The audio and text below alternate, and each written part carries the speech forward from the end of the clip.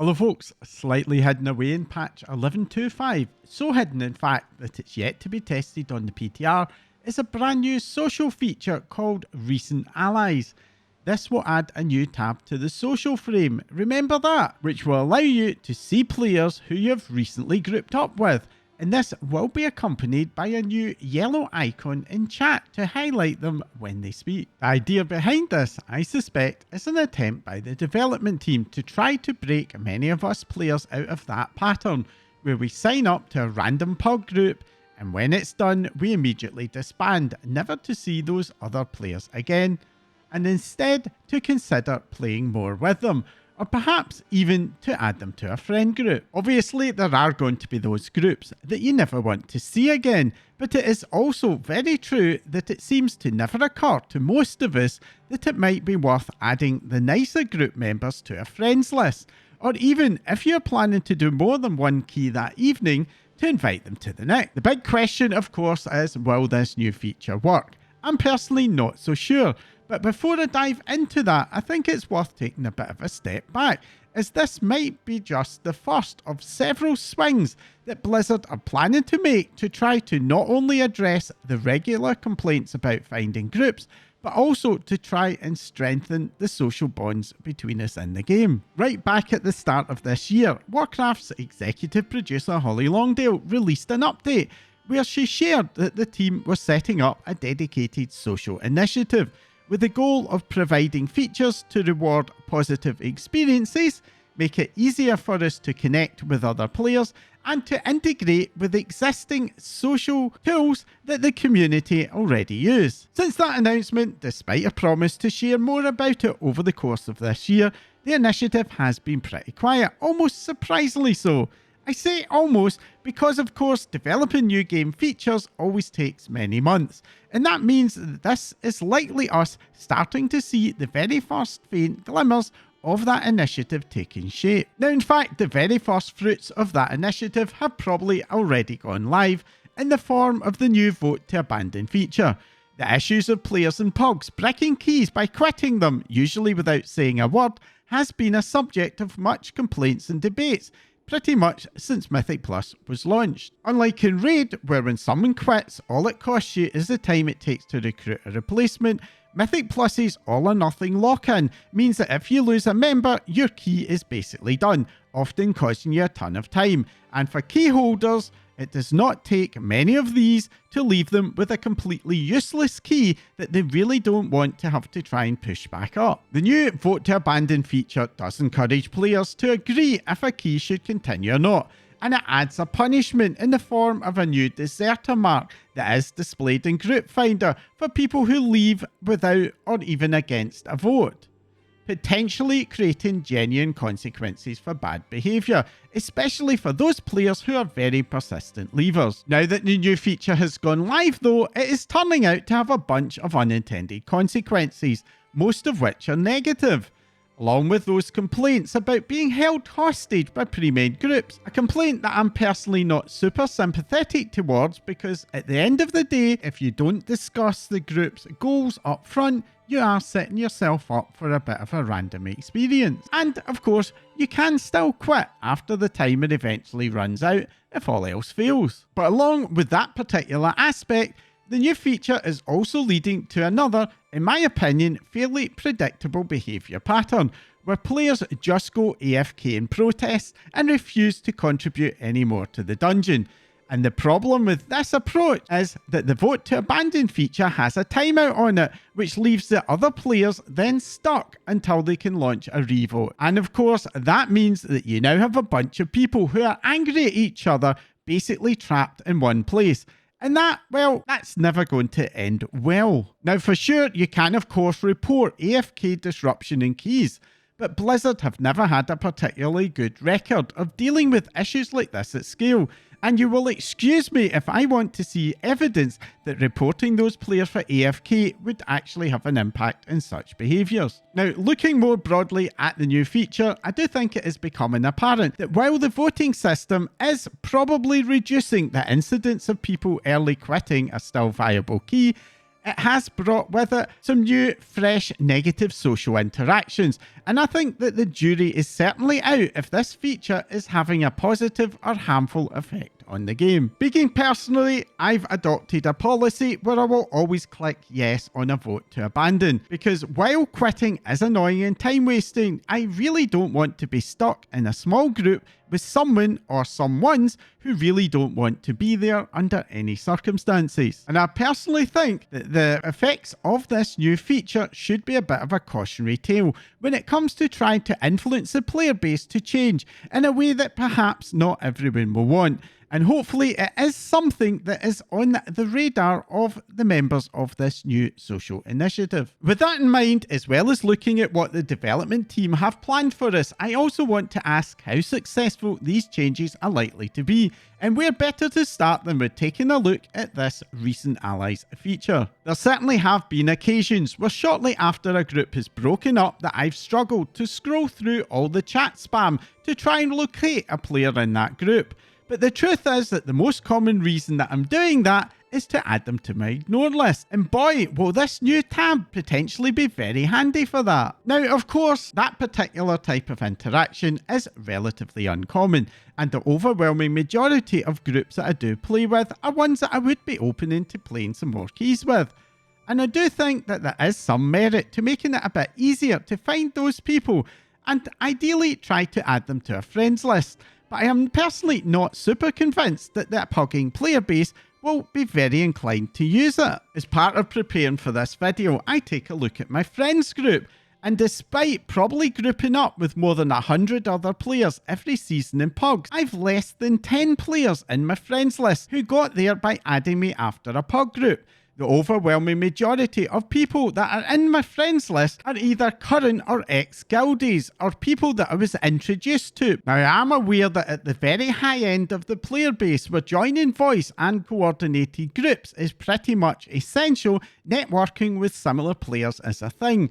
But at the more mainstream levels of the game, I don't really think that it is something that most players do or even want. Human beings, as we get older, tend to become less and less inclined to form new friendships with random people, preferring instead to rely on those introductions from friends and relatives. There's a very common behaviour pattern, at least where I grew up, where if you met someone new, they would ask you if you knew any of their main friends. The very clear implication being that if you don't know their friends, they don't want to know you. And I really do feel that this often seems to be the case in game as well. Or in other words, I've a very strong suspicion that most World of Warcraft players really don't want to play with the folks that they meet in random pugs ever again, even if that particular run was a good experience. There are lots of reasons for this particular behaviour pattern. For some players, it's because they have other friends and their pug runs are a rare event when those friends are not around. But for other players, it can be a confidence thing. For example, if you feel that you didn't play very well in a dungeon, you may well prefer to never see those other players that you did it with again. And this even seems to be a thing in World of Warcraft Classic, where despite that particular version of WoW's design very much encouraging the formation of social networks with a much heavier hand than we see in the live game, we've nevertheless seen the rise of community solutions like GDKP runs, which basically involve buying into a run by purchasing drops for gold, which is then distributed to other members of the group. A particular pattern of behaviour, which I don't know about you, doesn't really feel very social to me. What all of this means that I am personally pretty sceptical that the new recent Allies tab will actually achieve any of its goals. And I do hope that the team provides some tools to enable us to choose not to be visible there, ideally selectively, as I'm pretty sure that it is going to end up being misused by some players. That's not to say that I wouldn't really want this feature to work. Playing with friends and guildies is just a much better experience to pugging. But even in very active guilds, the reality of our adult schedules and real lives mean that folks often just cannot always be around when you want to play with them. and the only real solution to that is to have a much wider pool of acquaintances for us to draw upon. This though does beg the question, if these particular new features so far don't look like a solution to that problem, then what can Blizzard actually do in this front that might work? One of the major changes to group video gameplay in the last 10 years or so has been the rise of Discord, and especially Discord communities. The reality is that increasingly in gaming generally, players are organising their groups outside of the games that they play, and this is bleeding into World of Warcraft, with communities like Dungeon Dojo and No Pressure EU, which are based around Discord. And I do think that the team's tentative stated plan to look at integrating with those external tools could hold a lot of merit. Unlike Blizzard's moderation in World of Warcraft, where there is a very widespread perception amongst the player base that bad behaviour tends to go completely unpunished, many of these external communities have some fairly strict rules, which are actually enforced. And I do feel that the in-game tooling to help players find those communities and make it easier to play together safely could be very successful. Now, by far the biggest source of social tension in pub groups is a mismatch between the members' goals or skill levels. For example, a relatively new tank, even if they are perfectly capable of timing that key that they're running, will often find themselves getting grief from more experienced players who are used to more aggressive and skilled tanks, and who tend to become a bit bored with smaller pools, or even wrongly start to assume that a key won't be timed. And that boredom often ends up manifesting itself in one of the DPS ninja pulling an extra group that the tank is just not skilled or prepared enough to handle. And of course, many of those complaints that I've already discussed about quitters arise from a group wishing to fill the vault, playing together with another player who just wants score at all costs. In the Midnight Reveal interviews, Blizzard dropped some heavy hints that they see the solution to this as adding some more options in the Groupfinder to enable us to share individual group goals, and I do think that this has a lot of merit. There is already, believe it or not, an option in game, but it's just not very well used, most likely because it is far too limited. And in terms of what things that Blizzard might actually be planning to do in this front, we've recently seen a question from what purports to be a Blizzard survey about incentives to group leaders, which gives us a few clues. I'm not entirely sure what problem Blizzard is trying to solve by trying to incentivize people to create even more groups. It is for sure often difficult for DPS to find a group, but the reason for that is not a lack of groups, it's a lack of tanks and healers. When a group leader knows that it may take them 10 to 15 minutes or even longer for a tank or healer to show up, there's really no incentive for them to rush to take the first few DPS sign-ups they get. But at the same time, there are a couple of interesting ideas in this survey, including allowing group leaders to see recommendations of players at similar skill levels, playstyles or goals. This of course starts to sound a bit like a matchmaking system, similar perhaps to the random queuing system in LFD and LFR. I personally don't think a random queue system would work very well for Mythic Plus or higher level raiding, but being able to find players who prefer a slower pace or a faster one in dungeons, or perhaps just people who want to fill their vault without it taking hours to do so, and avoiding those people who have been watching the MDI and want to try that stuff out in your key, could I think make the experience of pugging feel a lot more consistent, and that would ultimately equate to more fun for players. And getting those players who want the same thing out of the game together will have the aside of making it a little bit more likely that folks would start taking that essential next step of inviting them to their communities or adding them to their friends list. Now, up until now in this discussion, I've focused on Raid and Mythic Plus, where most PvE grouping up happens, but there is another even bigger part of the game, the open world, which for a long time has felt like a largely solo player experience. There are good reasons for this, of course. Even as someone who does Mythic Plus and raiding, there are times that I want a break to do my own thing and recharge, and solo farming some mount or leveling a new ult definitely scratches that itch very well. But at the same time, there is no doubt that outside of our major cities, the open world tends to feel deserted. Something that is a major problem in an MMO. How much of that is due to sharding and how much due to a lack of reasons to go out in the open world and do stuff, I'm not very sure. But seeing how crowded the open world group events can be at launch does make me think that it's a lot more to do with the latter. And if you never go out in the open world and you never meet other players, well, you're not going to be meeting new friends, are you? Those open world events do a good job at making parts of the open world feel at least temporarily populated, but their design is not one that encourages social interaction. Trying to make friends in a crowd of 40 to 50 people just doesn't work. Humans are just not built for that. There is of course one open world feature that did work though, and that was the Brawlers Guild, be it the vibe, the setting, or just the need to wait a few minutes in a queue for your turn at the boss. At its peak, the Brawlers Guild would see people memeing, chatting, and even cooperating together to win bets.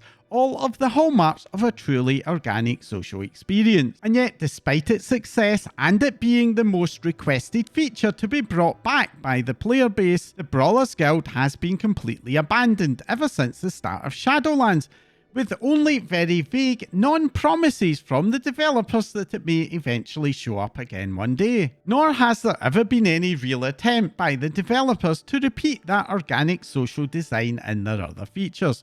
For example, dynamic duos could have been an ideal opportunity to create an updated feature that would have captured that organic social feel, but instead that just ended up being yet another feature that instances away from each other. And what this means is that if I had one bit of feedback to give to the Blizzard developers about social features, it would be to take a very long hard look at how players socialise and interact both in the game and also in the real world, and make sure that any new social features are built to work with players' existing preferences and approaches to the game, instead of trying to nudge, bribe, or even force us into social interactions that we don't really deep down want, as that will only lead to trouble. For me, the best way to get us to be a lot more social is to give us more opportunities to encounter and interact with other players, without the pressure of a tight dungeon timer and a last chance at filling up that vault slot before the reset,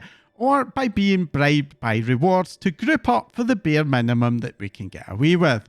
By far the most memorable moments in-game are those moments of incidental socialisation, be it a Brutus or Mount Congo line in Donegal, or the guy who whispered me with thanks when I warned people in chat when I was doing the Brawlers Guild that I was doing the quest that required me to lose a bet. Going back to instance content, the biggest single issue for players, especially in the pug world, is a lack of tank as healers. There's no point bringing together new groups of friends if they are all DPS, and until the different role populations are better balanced, the wait times for many are going to remain far too long.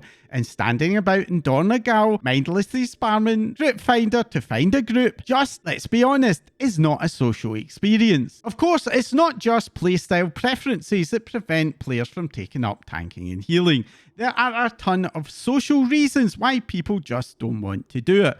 And in my view, the game needs to do a lot more to support those players who would like to heal or tank, alongside making those roles a lot more fun and attractive compared to where they are at the moment. For DPS specializations, thanks to multiple design iterations over the last 2 expansions, the majority of them are currently in a very good place. In contrast, however, while tanks and healers have had their updates too, it often feels like the design of tanks and healers is based on a developer vision for those roles that feels very disconnected from what the players actually enjoy or want.